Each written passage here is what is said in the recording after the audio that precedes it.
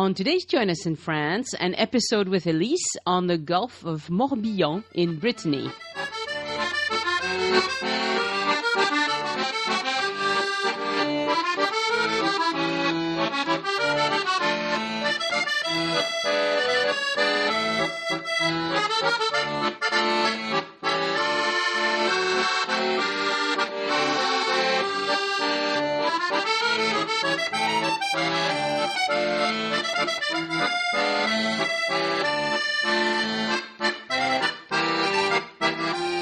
Before I get started with the show today, I want to thank Michelle Stark for tipping the guide.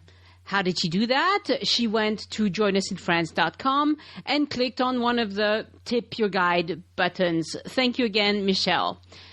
I want to encourage you also to subscribe to the Join Us in France newsletter by visiting joinusinfrance.com or by clicking on the link in the show notes on your phone right now. If you don't do that, you are going to be missing out because I have started to add either one of my own French recipes for French classic dishes that I like to make, or a language tip that can be like a saying or clarifying something that's not clear in people's mind. And I add that to each one of the newsletters. I don't send out a lot of newsletters, but people like them very much.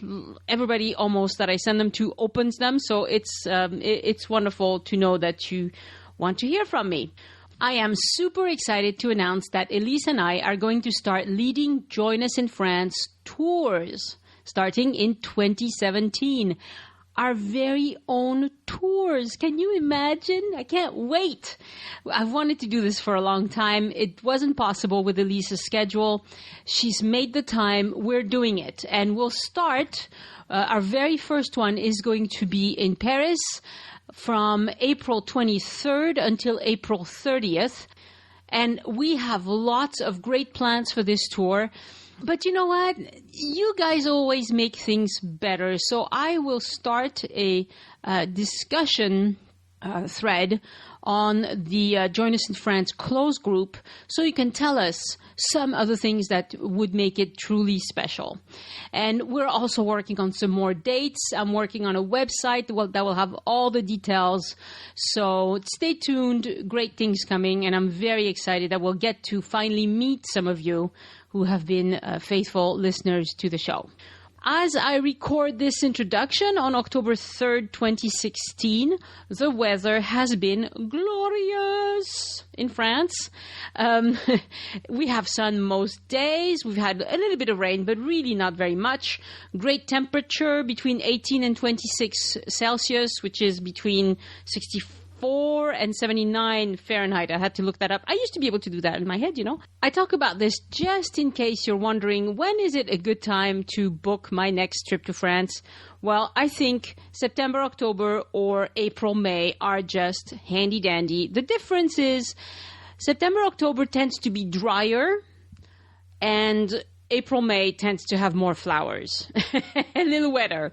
So you'll be rewarded for your patience with the rain by seeing lots and lots of things in bloom, which is also lovely. So I don't know what to tell you. You know, you decide. And of course it's weather, so it's luck of the draw. But I really think that these two brackets of time are just ideal. Okay, on with the show about Southern Brittany. But one correction first. When I recorded this episode with Elyse, I thought it would be episode 122, but I was incorrect. It's episode 123. I'm sure most of you don't care one bit, but I just wanted to set the record straight. Enjoy the show, and thanks for listening.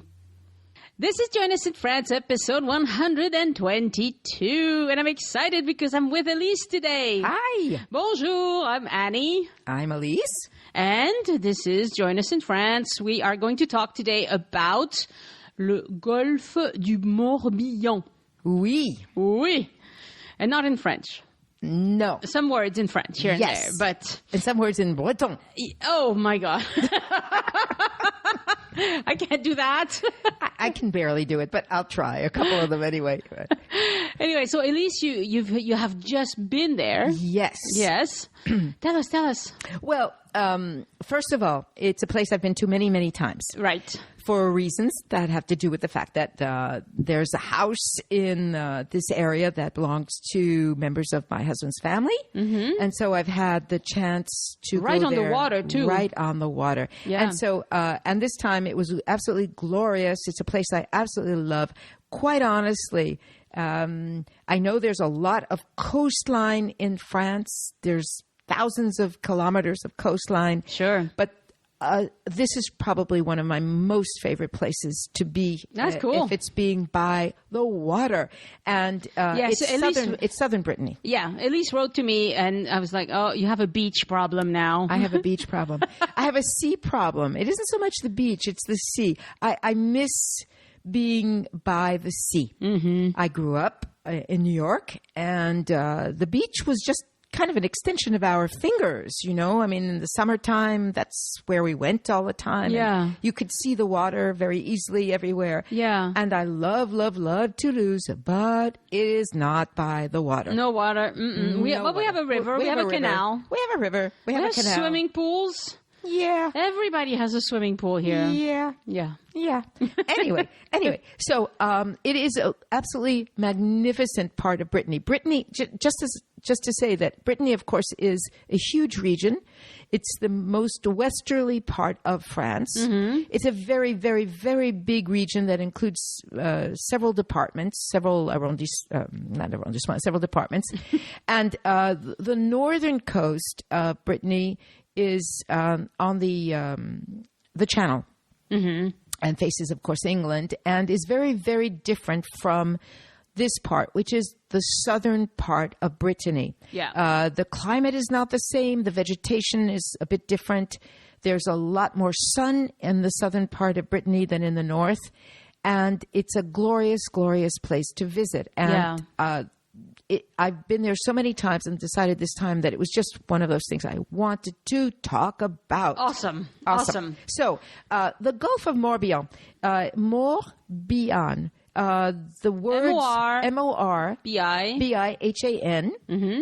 More in Breton, which of course is Gaelic. It's a form of Gaelic. More means the sea.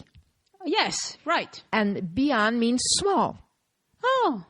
And so this is the small sea. And why? Because it is a gulf, but it is what is actually technically called an inland gulf. That is, it's got a very narrow opening onto the ocean. Oh, that's nice. Which creates an enormously strong current. And that's part of the whole story. I just want to talk a little bit about all the different things you can do there that include, of course, this fabulous current. And so the Gulf itself, current? It's a current, an ocean current. What did you call it? Fabulous? Oh, no, a fabulous current. Oh, fabulous. Sorry, I thought there was a name in there. No. Yeah, okay. It's just a very, very strong. It's known for being an extremely strong, powerful current because the water in the Gulf, which of course goes in and out because there are high tides, there are very strong tides there, because the opening into the Gulf is so small. It's apparently, I didn't realize, only a kilometer wide. Oh. So what happens is that it creates a great force. And so when it moves in and out, it's wonderful for sailors and people like that. But it's very dangerous as well. Yeah. But the Gulf of Morbihan includes a region. The Gulf itself is actually 20 kilometers wide. That is going east-west. Yeah. Which is about 14 miles, and it's 15 kilometers north-south. So it's okay. I don't know if it's actually considered to be big or not, to be honest. I mean, well, it sounds big to me. I mean, for a lake, it would be very big. For a lake, except that, of course, this is the ocean, except that it's in a gulf. And it's famous in many different ways. It's famous because of its microclimate, because it is much sunnier than most of the rest of Brittany. Oh, that's good. The other side... That's a good trait, trust me. It's good, yeah. The other part of southern Brittany, which is closer to the city called Lorient, and Quimper, which is on the other side of the coastal area, just north of there. It's still considered southern Brittany. Also has a fair amount of sun, but as you and I and other people who've visited Brittany know, it can be a region of gray rain, and this part has a lot more sun, so much so that in the area that I was staying in, you have even palm trees. Oh, my goodness. I mean, it's just gorgeous. It's wow. In terms of the flowers and the vegetation, it's just sublime. So what cities are there? The biggest city that is actually on the Gulf, because the department is the department of the Morbihan. Yeah. Number 56. Number 56. Number 56, okay? Yep. Don't try to remove our numbers. Don't try to remove the numbers. Yes, I like the fact that we are 31. Morbihan is 56. That's right. It's like when we were kids driving around in the States and you look to see what states' license plates were there. Right. If they take away the numbers, we'll never know which department people come from, and I like knowing where they come from. It just makes me want to cry. It's very interesting because nowadays you can get license plates for your car without your number. Exactly. And people put the numbers. They want the numbers. They put the number. You know. Yeah, it's still the game we play, right? Yeah. But anyway, so that is the department is actually called Morbihan, and its main city is the city of Vannes, Vannes, which is on the northern edge of the Gulf. It's right on the water. Okay. It's on the northern edge of the Gulf. From Toulouse, it's 800 kilometers. Yeah, it's a ways. It's a good ways. It's 400 and something kilometers from Paris, going almost due west. Train service is excellent to go to Vannes. Once you're in Vannes, you need a car. Yeah. You basically need a car because the rest of the Gulf, which is really, imagine this kind of oval with the only opening being due west, out into the big ocean, the Atlantic Ocean, has lots and lots and lots of beautiful, tiny little towns and villages, but there is only one really main city in this area. If you have to go further up and out in other parts of Brittany, because we're talking about an area where you're never more than a couple of kilometers at most from the water. Wow. This is one of those things about it that makes it so wonderful. So Vannes is gorgeous. It's the main city, has a bit of a university, but it's famous for being beautiful, for being it was the home of the Dukes of Brittany for a long time. So it has a huge chateau. Yep.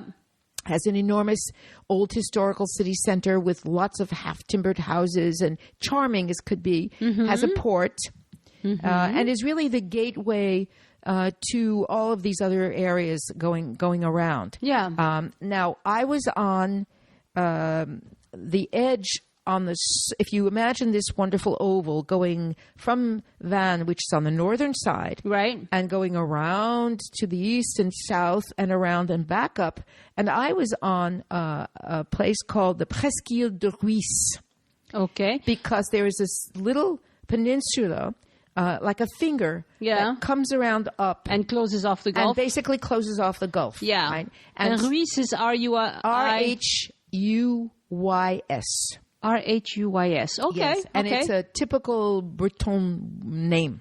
Okay. Rhuyz. And so this area called the Presqu'île-de-Rhuyz, if you get to the tip of it, you are at a place called Port-Navalo.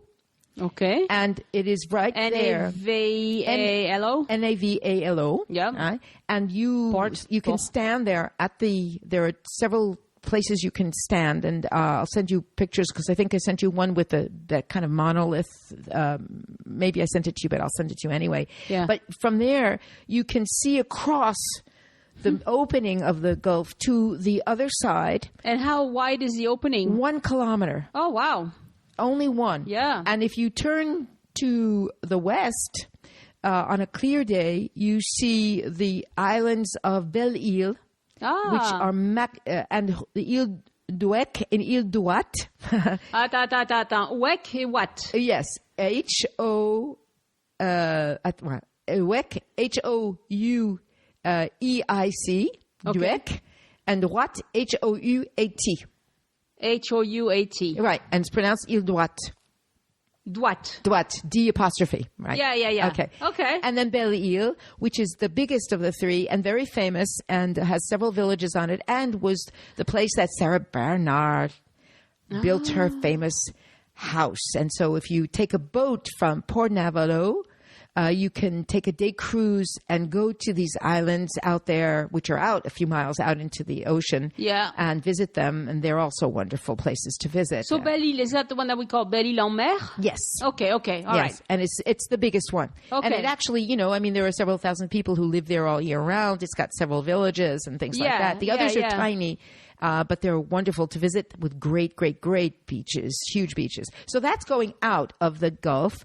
If you look from Port-Navalo across going north, you are at the other tip of the opening of the Gulf, and you are at, you actually see a town called Locmariaquer, which is next to the coast called the Côte Sauvage. Okay, I've heard of that too. And that is where you have the town of Quiberon. Oh, I've heard of that. Did I ever go? If I went, beautiful coast, beautiful. Really I remember going to the north of Brittany, the north side of Brittany. That's the north. It's way, way, way up. I mean, from Vannes to Brest, which is the point of the extreme west of Brittany, which means the extreme west of France. Yeah. From Vannes, it's 300 kilometers. Oh, wow. Yeah, that's and big. Up to Saint-Brieuc, it's about 200. So Brittany is huge. From the to the Mont Saint-Michel, more or less? Mont Saint-Michel is on the frontier between Normandy and Brittany. Right. So it's the northeastern tip of Brittany. Yes. And so it's just about 200 kilometers. Okay. So it's something big. Like that. Brittany's big. Brittany's really big. Yeah. But and there's lots to see and lots to say about all of it.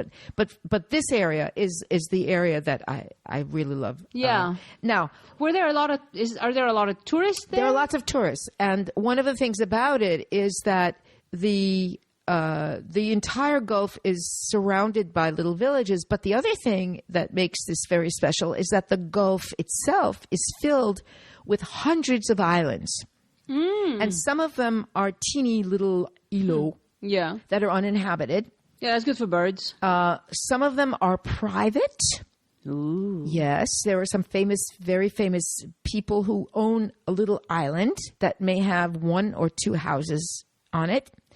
And then there are two T'es pas emmerdé par les voisins. No. But interestingly enough, one of the things about... I just said the neighbors won't be bothering you. The Gulf is that, and this is true of all the littoral, which means all the coast everywhere. Yeah. Is that even when an island is private, you can arrive by boat and you can, if there's a teeny little beach... Yeah, you have the right to use the beach. Yeah, the beaches are public in France. And cannot be closed off. No, cannot be closed off. That's the law. No. And so there are two islands, though, that are actually visitable. And one of them is one of my favorite places, and that is called the Île-aux-Moines. Il y avait des moines. There were actually... Monks. No. There were... This is the story because I was just checking on it. It's gorgeous. The island is only about 3 miles long and 2 miles wide. It's in the shape of almost a cross, which is one of the things about it that makes it very mystical. Brittany is still very mystical and very, very Catholic. Very, very Catholic. Very Catholic. But it turns out that the reason why it's called the Island of the Monks is because it belonged to a monastery and it was used as their garden. And they never lived on it. So there's no monastery or ancient church on the island. But there are two absolutely magnificent little villages. And you can get the boat to go to the island and walk the island or bike the island because you can rent a bike. And that's what many people do. Mm-hmm. And it's got half of it that's village and half of it that's preserved nature preserve with beautiful vegetation and birds and beautiful beaches. And of course, if you rent a boat, which you can do pretty much almost anywhere, you can go to any of these islands and then just get off and walk around and visit and have some crêpes or whatever it is and go. Oh, so it's close enough that you could rent a boat from like Vannes? Yes. Or where even where we were, which was a tiny little hamlet called Logio, which is right next, which is only about 2.5 miles from Port-Navalo. Almost every village that has water frontage has some place where you can rent little boats. And that's what people do when they go there. They go swimming. They go out on boats. They do rowboats or motorboats. You can motorboats. Mostly they rent the motorboats. Zodiacs, if you really are into speed. Dinghies. Little I think they're called sunfish. The little sailboats that are little baby sailboats. It's a huge area for water sports and great. for traveling around by water. And of course, on the Gulf side, the water is relatively calm, except that there is this extremely famous current that comes in through the mouth of the Gulf, and so down through the center of the Gulf. And we did this just once this time, but I've done this several times with other people on a motorboat because I'm not a sailor. You can kind of skim around the coast and get off almost anywhere. There's a little bit of a beach. But if you go across the Gulf, you have to know how to navigate this current.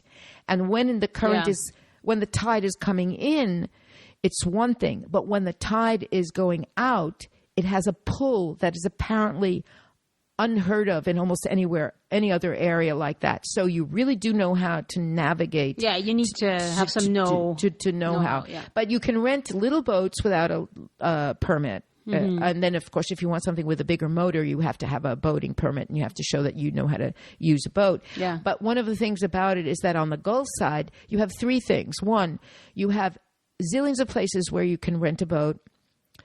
You have trails, walking trails that follow the entire Gulf all the way around, including the furthest eastern part, which is a nature preserve with all kinds of migratory birds. And so you can, if you're into bird watching or just walking and looking out, it's wonderful. You can do just little sections at a time.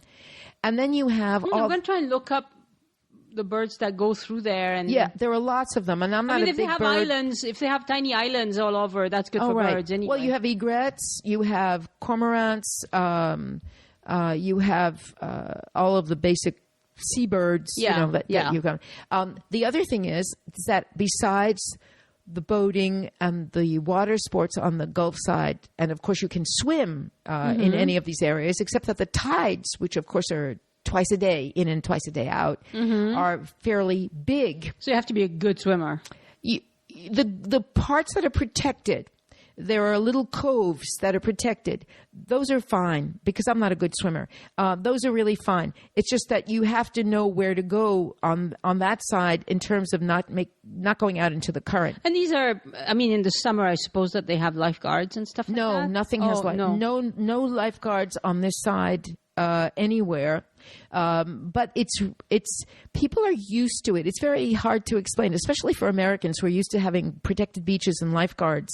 My impression in France is, in general, there are not very many lifeguards. There are lifeguards in the Atlantic Landes, where you have these very strong tidal currents and people sometimes drown, so they have lifeguards and whatever. But here, no, because people seem to know. The little coves are cool. You can take little children out because when the tide is in, it's still not very deep. You can go out.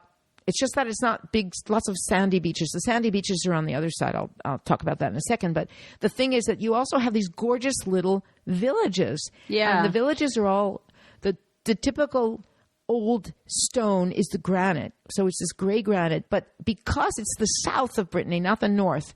In the north, my impression is everything's gray. The houses are gray, the sky is gray, the shutters are gray, the water is gray. It's like, oh yeah, I like gray as a color to wear. No, thank you very much.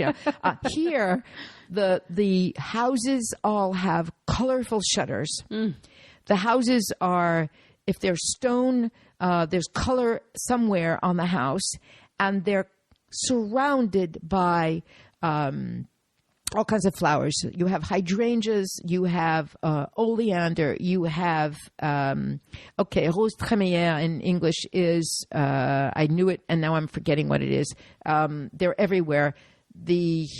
Climbing roses? No, it's not even climbing roses. The rose trémière is shoot, the word just left my brain. I have to go find it. With the pictures, I'll say. But you have flowers everywhere, and you have colorful shutters, and some of the houses are painted white. So it has, with the brilliant sunlight, there's this kind of a Mediterranean quality to it because the sun is very, very, very strong. Yeah. And so it doesn't have the kind of gloominess that the northern part of Brittany has. It's just gorgeous. It's just absolutely beautiful. And it sounds good. The thing about it, though, is that it's very touristy. Yeah. And apparently it's only been in the last 35, 40 years that it has attracted zillions of people. And of course, I'm exaggerating a little. But what happens is when you get to this part of Brittany, you have these beautiful old villages with houses that are 200 years old and churches that are much older than that. And then next to it, you will have brand new houses, and they're being built all the time everywhere. But one of the things that's nice is that they're all built in the old style. So even when they're new, and you can see that they're new, they all have these very steep, slanted roofs with big chimneys for the fireplace, and they all have beautiful colored shutters, and so there's this harmony in the architecture. Right. But it's very built up. It's very built up, much more than it was in the past. And obviously, there's a certain concern that it's going to create a problem because one of the problems is that in spite of the fact that there's all this seawater, there isn't a lot of drinking water. And in the old days, apparently people had to dig wells. And of course, they sometimes had to treat the water. Now, of course, most people have running water in their houses, and there's no problem with it. But apparently, there are times of the year where there's a real concern about whether there's enough fresh water in the water table under the ground.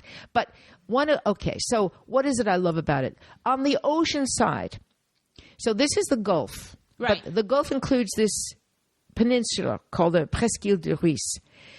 When you go around, which is really only about a mile, we're talking, this is really like a spit. It's really like a huge finger sticking up. You go around to the what really is the ocean side, and you have just about the most gorgeous beaches. They go on and on and on. Now, obviously, this is the ocean. This is not the Mediterranean. Right. So you have huge tides. Are they sandy beaches? Most of them, yes, which is one of the things I like. You have a few of them that are pebbly. Yeah. And then you have cliffs. Very often what you have is a stretch of beach that may be a kilometer long, and then a little section of cliff. Yep. And then you have another beach that's very long, and then another one. And some of them, because of the way they're situated, because they're kind of on a curve, even though it's the ocean side, it's easier actually to swim in those than to swim on the Gulf side. Oh, really? Because the water is clean, really clean. You can see total transparency in the water. And you can get out a little bit like when we were in Spain. You go out a little bit and you're in water that's deep enough for you to swim in. And then, of course, if it's a moment of the day when the tide is out, people go clamming. Yeah. They love the fact that the water is out, so they go and look for mussels and clams on the rocks. Yeah. And then for kids, it's great because you don't have abrupt depth in the water. Right. But there are two beaches close to where I was staying, which is really at the northern end of this peninsula, where, in fact, there are lifeguards. And there aren't that many beaches that have lifeguards, but they also have emergency stations. But it's also where they have the schools for kite surfing, for kayaking. There are lots and lots of young people who are sent away to, summer camp. Yeah. And they get to do all these water sports. And so it's got this very healthy quality to it. Yeah. It sounds like you could have a really good active vacation. You have a wonderful vacation. And then for those like me who like to have a little hit of culture at the same time, there are a couple of things that are really neat to see. And this is just even on the peninsula. Van is wonderful. Van is worth a day's trip. But besides that, on the as you get up to the entrance to this peninsula part, there's the Château of Sucinio, which is one of the old residences of the Dukes of Brittany. And it's been restored, and it's on this little beachfront. There's this lovely creperie right nearby and everything, and there's a bird watching site right next to it. And it's beautiful because it's really old. It's from the 1200s, and it's been fixed up so you have some of the original tiles and the original decoration. They've been doing a lot of work to restore it, and they've got a really good system of audio phones. So because lots and lots of English people come to this part of Brittany too, so you can do your visit in English, and it's really neat. It's really beautiful. And besides what was the name of that place again? The Château de Sucinio. Can you spell that? Suscinio. Okay. And it's pronounced Sucinio. Sucinio, okay. And then a little further up, closer to the actual tip, there is a church and monastery, the church and monastery of Saint-Gildas. And Saint-Gildas was apparently, if not the first, one of the first people to Christianize this area. And so there's Saint-Gildas a little bit everywhere. Yeah, that's the name that you see popping up. A lot in Brittany, a lot. And there's this very beautiful church and monastery that's also from the Middle Ages in this very cute little town called Saint-Gildas-de-Rhuyz. And that's very interesting to visit, too, because it's also one of those churches, like some other places I've been to, like the church in Marseille, that's devoted to sailors. So you have devotional offerings on the inside where you have these little boats hanging from the ceiling and things like that, because it's those are nice. Those are kind of nice, the whole history of all of that. And those are very, very interesting things to visit as just little historical, cultural things that are very close by.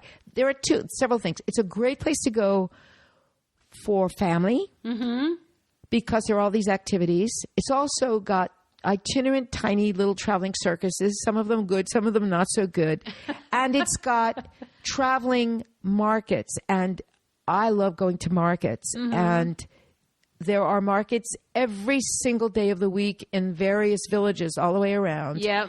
And you can market yourself to death. Literally. It is buyer's heaven between the food and the things, because they have porcelain from Brittany, and then they have, clothing and cloth from Brittany, and then they have brocantes and antique fairs everywhere all the time. Wow. So there's all this kind of activity, and it just, I love this place, as you can obviously tell. Yeah. It sounds good. So what's the food specialties? The food specialties. Area? Well, obviously. And wine. Well, maybe not wine, but cider. Yeah, well, actually, the two things obviously off the top are oysters and mussels. And there are oyster and mussel beds all through the Gulf. And something I learned, which I didn't know, to my great surprise, was that the oyster and mussel beds are the property of the French government. Oh. And whoever uses them to grow their mussels and oysters to sell, they actually pay a rent for the use of them, which I did not know. I thought that they belonged to Well, it makes sense people. Since you can't own the coastline. You can't own the coastline. You can't own the beds. Yeah. So in the little hamlet where I stay, there is a vivier, which of course is a place where you have the people who grow and then sell the oysters and mussels. Yep. And they also sell shrimp. Nice. And if you are someone who likes things like that, it's like you've died and gone to heaven, and they're not even expensive. Lots of fish. Ironically, the mussels and the oysters are very inexpensive and very, very fresh all the time, including summer months, which I know in the States they always say you're not supposed to have, but here they literally pull them out of the sea all the time. But also lots of fish. However, because most of the fish that's sold at least on the open-air markets as opposed to in the big supermarkets, because there are, of course, big supermarkets also everywhere. Of course. But most of the fish that's actually on the open-air markets is fished relatively locally, so it's very expensive because it's really fished. It's not been taken in by one of these huge gigantic boats that sweeps the bottom of the ocean and pulls up everything it can find. So sardines locally. The other night had a fish I'd never had before. Wonderful, called sebaste. Sebaste? Sebaste. Okay. It was really delicious. And I'd never heard of it before. I asked the woman at the market because there were some dorades and there were some other things. And I saw this and it was in big filet. And I thought, I was buying fish for 5 of us. And a couple of people in the family don't like whole fish. You know, it's not like someone I know sitting across from me. And so...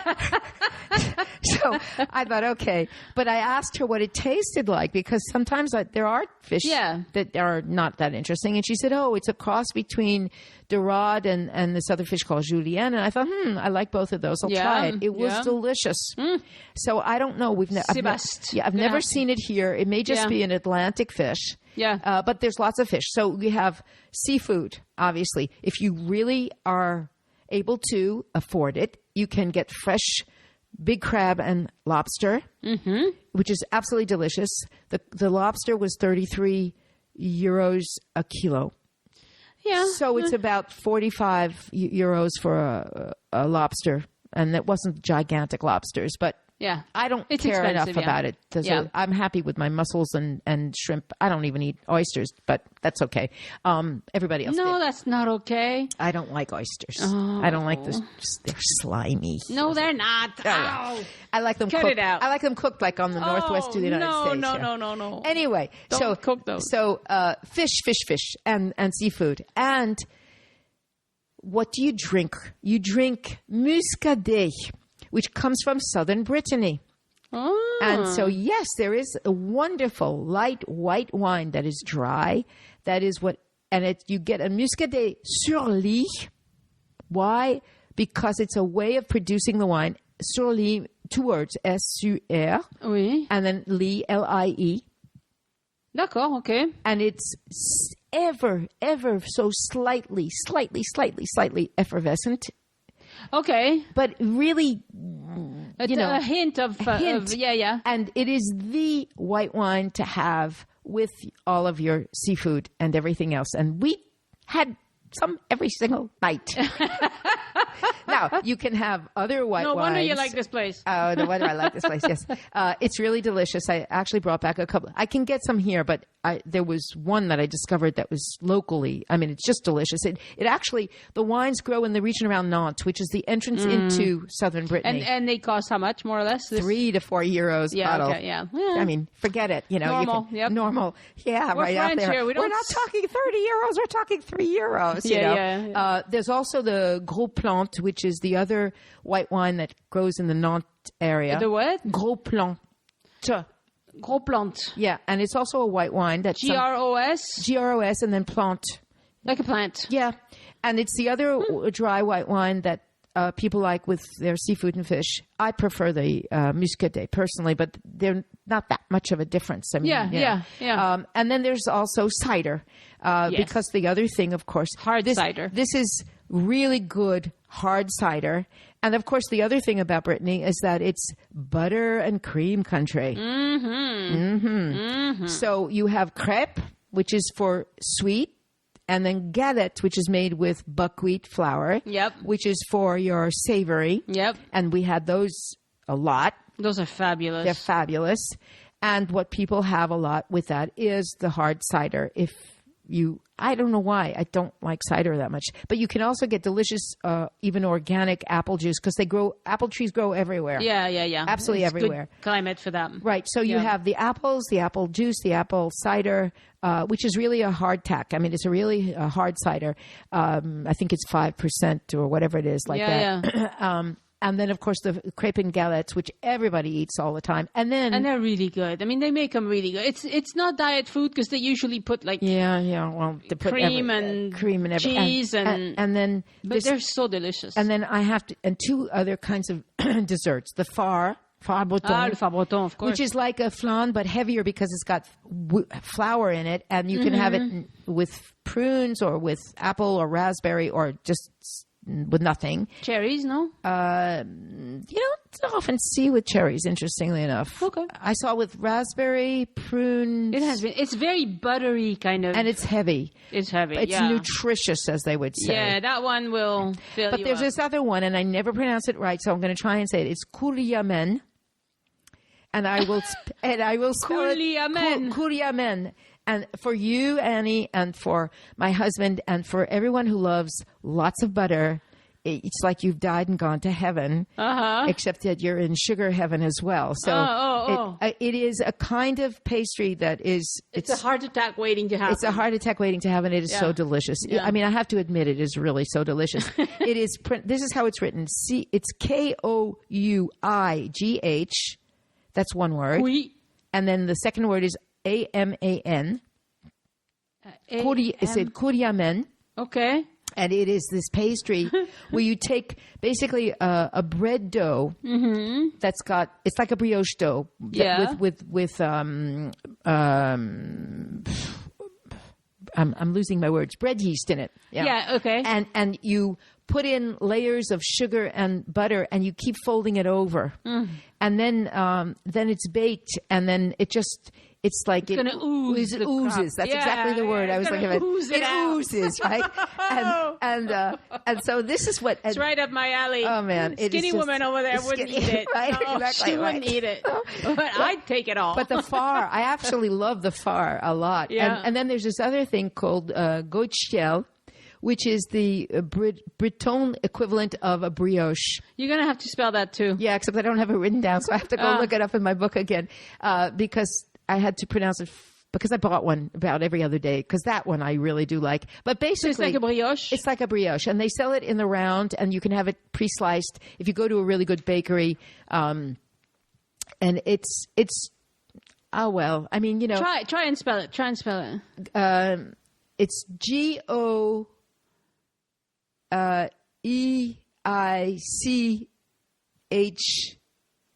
I think, but I may be wrong. Okay, I'll look it up. I'll look it up. I think I got a couple of letters in there wrong because when I go in, I'm very proud and I just go, I'd like to go chill. And then I sort of slip over the words. I figure they know what I'm talking about. That's the problem with these Breton words. Oh boy, the words are hard. You don't know how to say that. You don't know how to say it. No. Oh, and one other thing, talking about things that are interesting and that are kind of cultural, but also really just fun. The Gulf is filled with, and on the islands and along the coast from north all the way up to the southern tip at Port-Navalo, filled with prehistoric sites with dolmen and menhir. Oh. So this area is the equivalent of going to Stonehenge, but it's mostly scattered things. There are tumulus, which are the burial sites. There were menhir, which means they took two huge granite stones and then put a flat one across the top, which they think were entrances into underground burial sites, but nobody knows for sure. And then there are those are the dolmen. And then the menhir, which is one big stone with carvings on it. And these are the carvings that you will still see. The ones that Asterix carries around. Exactly. On his back. And if you want to see the same ones, go to Ireland because they're the same motifs that are on the things that are done in Ireland. And if you go to the northern end of the Gulf, there are actually several golf courses. If you go to the northern end of the Gulf, you can, just behind Quiberon, you have the site of Carnac, which is the largest site of menhir in France. Yeah. And it's a huge, enormous field. Now, the first time I went there, you could just walk through it. There was nothing. Now there's a museum. You have to pay an entrance fee. It's protected by a wall around the outside. That's pretty good. It's actually fabulous because it's one of the most mysterious things you've ever seen because it goes on forever. And we don't know why. We don't know why. It's not, they don't think it's astronomic. Stonehenge apparently has some astronomical calculations. Yeah. They still don't know about Carnac, what exactly the function was, because they have not found tombs underneath. Yeah. But there's an island, if you have a little boat that you rent, or if you take one of the commercial cruising boats that you can take out of Port-Navalo or on the other side, Quiberon. But we did it, of course, each time from Port-Navalo. They will take you to the Île-aux-Moines and to several other places, and you can make a stop, depending on the tide, at an island that's almost at the entrance to the Gulf, but on the inside, called Île-de-Gavrini. Okay. And you can only go there when the tide is low, because then it reveals these prehistoric stones with carvings on them that are covered when the tide comes in. And it's really fabulous because it's very mysterious. We wonder why. I mean, why do they do that? Well, you wonder why. It obviously had some sense because there are these motifs that are carved in many of these stones, but also how, because these are huge pieces of granite that weigh tons. And they have a shape to them, so it's not like they grabbed any old rock. Right. And they brought stuff with a specific shape. Right, with a very and they had to have them stand up. Yeah. And they had to be able to carve on them, which is incredible because this granite is really, really hard. And it would be really nice to know what the whole function of them was. What were they thinking? And of course, everyone assumes that it was several thousand years ago, which means that it's very probable that the islands were not always covered with water. In other words, that there was a time when there was less water coming into the Gulf. I see. Because otherwise, why would they take a site, for instance, like this one little island where half the day it's actually completely covered up? Yeah. And if you go to the other side, to Carnac, it really is fascinating. It's just absolutely fascinating. Mm-hmm. And I forgot to mention another town because it's on that side. A beautiful town called Auray, Auray. Okay. Which is a smaller, it's only about 12,000 people, but has a huge medieval and old section. And it is up the river that opens up from the Gulf. And you can take a little boat out from there. And they also have a little bit of a sort of prehistoric site right at the entrance to this town called Auray, where you can see several of these dolmens, and there's a little bit of a park. Everything is very, very well taken care of. I have to say that even some of the members of the family that were with me this time, we all agreed that it's very clean there. That everybody takes care of their houses, everybody takes care of the streets. It's very, very immaculate, and you get the impression that people are very proud of everything of the area. Yeah. It's also an area that has a thalasso. There's a huge spa. A huge spa, upscale. Yep. Huge upscale spa because they use the algae and the water. It's a great place, by the way, to buy things like aside from your typical butter biscuits and things like that, which of course are perfectly delicious.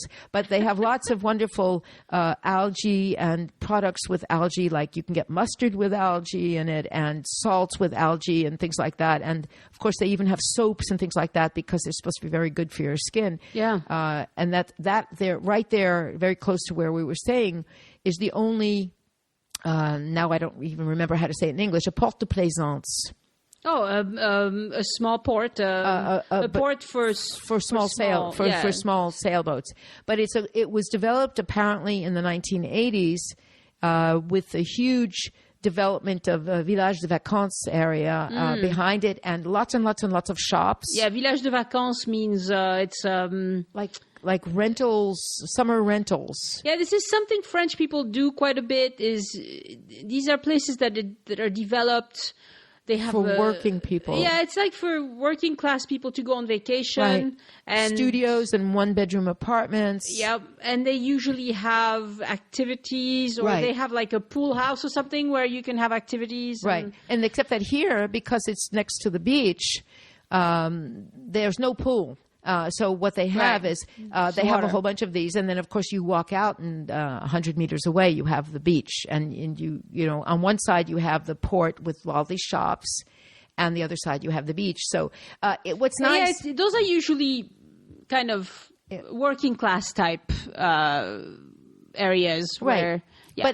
But what makes it nice is that the rest of the area around the Gulf, and particularly the peninsula, is fairly well off. But there are pockets that it's nice because it creates a little bit more mixity. Yeah. So it's very nice, and it's where I go to do my little bit of shopping when I'm in the mood to see if there's something I feel like buying, whatever. But it gives a certain activity. And of course, France is apparently the country that has the most people who have boats in the world. Is that right? Yeah. Private, sailboats, motorboats. And you really get that impression when you go to the Gulf of Morbihan and when you see all these places where people have these, even if they're little boats, Right. There's a little bit of a port for boats where we are, where our house is.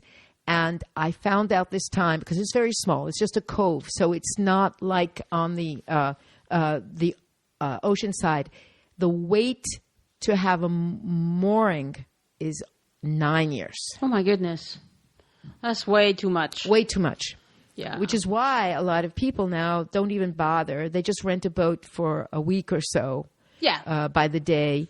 Unless they have a piece of land where they can take their boat and pull it out and just put it in the garden, because otherwise it's just impossible. I mean, it's too expensive. It's too much too expensive. And it's difficult to put a boat in the water and out of every time. It's a job, and you have to clean it off. And you have to clean get it the off. salt off. And and you have to have a place to store it and to take care of it and things like that. Yeah. So, but basically, it's. I think one of the things that I like about this, because there are other parts of Brittany that I think are also very beautiful too, but here you have this kind of microclimate and a little bit of everything: outdoors, a little bit of wonderful gastronomy, and all these other activities as well. So it's a wonderful place to go and stop for, if nothing else, just a few days. Yeah. Are there golf courses too? Yeah, there are. Yeah. Although you have to deal with the wind. That's good for golfers. There is actually a golf course. I've a couple of times walked to the beach on the ocean side, which is about almost a mile away. When I haven't felt like using a bike and the car hasn't been available. And right before you get to the big beach, there is a golf course. So it literally almost opens out onto the ocean.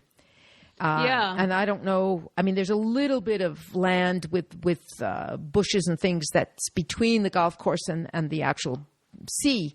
But I bet you there are lots of golf balls somewhere in the water right there, So there are quite a few. I'd say it's mostly water sports that you get there. Yeah, so you have water sports, you have spa, you have golf. You have golf. You have bicycling. Bicycling everywhere, bike paths. Yeah. So it sounds like a good place for vacation for family or even people of any age who are active and enjoy doing things. Exactly. Yeah. It's really that. I mean, you get a little bit of culture, but it's not a heavy dose of culture. That suits you better. Yeah. Yes. It's just right up my alley. Right up your alley. And you haven't even mentioned any museums. I'm surprised. Well, because except for there is a museum in Vannes. Okay. But I had to bring it up, didn't I? Yeah, but it's really not if you really want to go see museums, I think you have to go. They're actually inland, which is a little bit off, so it's not the Gulf of Morbihan. There is a small town, but not very far away. It's about a half an hour from really where I was, called Redon, Redon. Yeah. And another one, Pont-Aven, P-O-N-T, and then I've heard of that A-V-N. one. And those towns are famous because there were artist colonies there. Yes. And Pont-Aven is where Gauguin set up his art colony. That's right. And where he lived for a while. And those towns do have art museums. Right. But that I will tell you about on another podcast. Okay, yeah, because Pont-Aven is actually very famous. It's very famous, yes. Yeah. And there are other places. Quimper also. Is it also on the Gulf du Morbihan? No, it's inland a little bit. Okay. I honestly, in terms of miles, I'm not sure, but it's about a half an hour from there. Okay. I mean, not more than that. You know. Yeah. But we'll save it for another time. We'll save it for another time. Just like Quimper and the other part on the southern coast. There's much more to come, folks. Oh, yes. I need to learn to say a few things in Breton because that's really hard. It's really a hard language. Mm-hmm. Yeah. It's like when you look at it, it's kind of like in northwestern Ireland or in northwestern Scotland. Just looking at it doesn't give you an idea of how to pronounce it at all. Right. Not at all. Even people's names, the way they're spelled and the way they're said are completely different. Yes. You're like, huh? Yeah. Why do you spell it that way? Although I have to admit that I don't really know anybody who is a real Breton, who actually has a heritage that means that their family always from there. The area that I was in and the whole Gulf of Morbihan. Neither do I. I know people who live in the area. I have some relatives who live near there. Right. But they're not real Breton. No. They're imports. They're pretty much all imports. Lots of Parisians. Yeah. Lots and lots of Parisians. Did you run into any American tourists, or is it mostly British tourists and a lot French of Brits, tourists? although I did hear a little bit of American English. Actually, this time on the beaches, I did hear some American, which was very interesting because in the past it's mostly been British English, being that Australians? they are Australians. I have no idea. But it was I definitely did hear American being spoken. And I think it's because it's becoming more and more popular, especially if you have family. Mm-hmm. There are also a lot of campgrounds. Oh, yeah. And they're nice ones. So you have a choice. You have rental houses. Lots of people rent a house. Yeah, you probably have a lot of Airbnb kind of places around lots there. And lots of gîtes, lots of a few hotels, but more rental of houses. Yeah, I think this is kind of the kind of place where you'd want to go for a few days or a week or whatever. Or at least a week, right. And rent a place and explore the area and just live like a local. Right. And lots of very nice big campgrounds, too. Yeah. So I guess that's why you even get lots of course, this is very typically French, which is a bit unusual for people from the States, but you get teenagers who come alone, 4 or 5 kids who are even as young as 16, 17, whose families allow them to go camping. Yeah. And they trust them. Yeah. I did it when I was that age. You did? Didn't you? No. God, no. I was not allowed to do anything like that. Oh, goodness, I did. No, I mean, Americans we'd go with friends. We would even borrow my dad's car. Really? We did that on occasion. Who drove? My brother, usually my older brother. And I went another time with friends, and we went on a tour, a camping and driving tour of Italy. No kidding. On their little Renault 5. And you were that young? I was 17. Wow. And we were gone for 3 weeks. We just came back because we ran out of money. I think that's very interesting because I think, culturally in terms of society, it is very true that in France, kids can go off in small groups at the age of 16, 17 and go camping for a week or two on their own. Yeah. And Americans would not do that. They would not allow their kids to do that. They just would not. I think. Well, what's going to happen? I mean, I think they're worried about them drinking illegally, getting into trouble, going to nightclubs, discotheque and stuff like that. It's just a different mentality. I mean, I just think it is, and it's very interesting. Well, I did it. I never got into any trouble. The biggest trouble we got into is if we arrived somewhere and set up our tent, and the next morning you wake up and you realize you're at the entrance of some large factory. This happened to us near Venice. Oh, wow. Because, you have all these canals going into Venice. We were not in Venice, obviously. It was around there. I don't remember where we were. And we just found this nice flat thing, so we set up our tents and we wake up the next morning and there was the gate, like 50 yards away was the gate to enter the factory. I've done a little bit of what they call in French camping sauvage, but that was it. Yeah, I did that once when I was on the southern coast in the Provence area. Went to sleep on the beach, woke up with a cow looking at my face about 2 inches away. It's like you gotta do that when you're young. You gotta. I wouldn't do that like, now. And I went, okay. Really, this is not fun. You're too friendly. You're too friendly. beat it, you know. But you had to beat it. It was her field. I know. He was kind of like this big cow eye staring at me. And you know? we never did anything that terrible, really. I mean, honestly. But I think that's also, I mean, it's just a very different mentality about it, you know, and you could see that in the campground, because the campgrounds are very often really adjacent to the beach. So, and they have, you know, like a little snack bar type thing, you know. And everything. Inexpensive. I don't know. It's just a very nice, civilized and wonderful way to spend time in the summer. Mm-hmm. As far as I know, winter can be pretty damp and blustery, and if you can visit it in the winter because there are days when it's sunny. But if you do go in the winter, get lucky. You have to make sure that you rent a place that has central heating. Okay. And most places do have fireplaces, which is very nice. But there are a lot of summer rentals that do not have heat because it's assumed that people are not going to come there in the summer. So you can go up until it can be really beautiful up until the beginning of November. Yep. And it can even be nice and sunny in the middle of the winter. But if anybody ever decides that they want to try and do this other than in those periods of time, you have to make sure that you do have a place that has central heating. Yeah, otherwise you'll freeze. Otherwise you'll freeze. Yeah. You have to be aware that some of the rentals around there are probably kind of rustic. Yeah. I mean, even the house that we have, it's not mine actually, but I mean the house that we stay in, which is part of my husband's family, it's unusual because the houses nearby all have been remodeled on the inside and have central heating, but this one doesn't. Yeah. So it is not a house it's very beautiful and comfortable because it's right on the water. And if you spend all your day outside, it's great. But it's not a place you can spend a lot of time in the winter. Just is not. Yeah. You know? So but you know, most of the rental places really are like that. Yeah. They're set up for that. Ask the question. It's really nice. It's a good question to ask. It's a good question to ask. Yeah. All right, Elyse, you've done it again. I have done it again. You're awesome. I'm really reliving my vacation now that it's over. You can go back anytime. Come on. It's Except far. in the winter. It's far. Yeah. It's far, yeah. Oh, well. I'll look at my pictures. That's right. You took some good pictures. I took some pictures. She's getting into picturing. I'm getting into picturing. Yeah. Yes, she didn't before.